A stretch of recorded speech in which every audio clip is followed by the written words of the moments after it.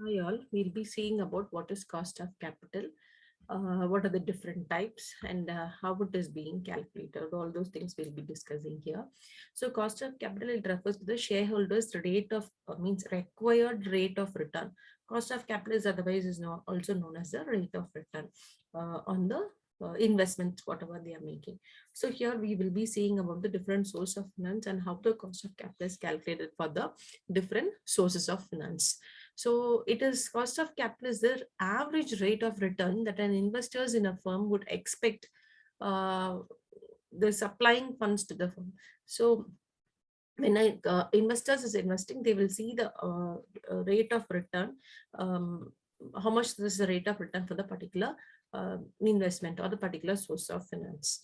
So that is cost of capital. These are the significance. So significance are very, very important. That is, this will help to determine the acceptance criterion of capital budgeting. What is the capital budgeting? What is the acceptance criterion? What is the determinant of capital mix? How much percentage of debt capital, how much percentage of equity capital, or how much percentage of preference capital. It will help to determine the capital mix and take the important decision based on the capital structure.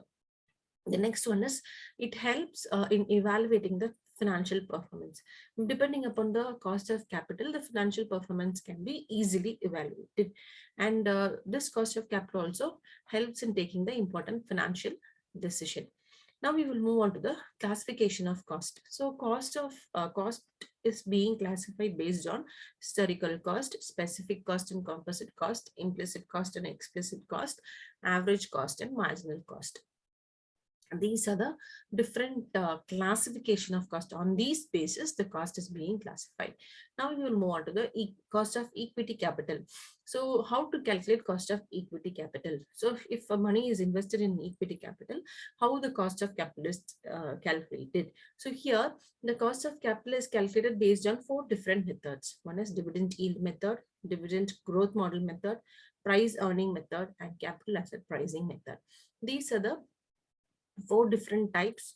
On these basis, the cost of equity can be calculated. Then we will discuss about what is cost of debt capital.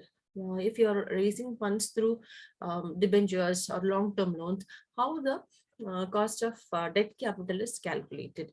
That is also, we will consider cost of redeemable and convertible debt capital.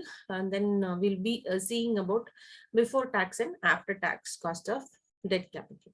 The third one, what we're going to see is cost of preference capital. What is cost of preference capital?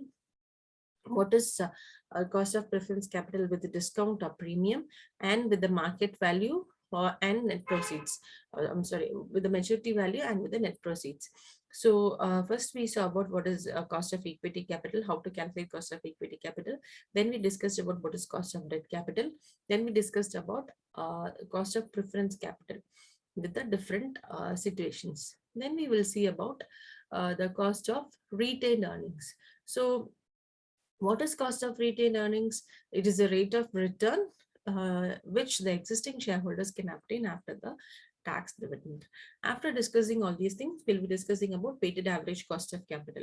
So weighted average cost of capital, which includes the calculation of firm's cost of capital in which each category of capital is proportionately weighted.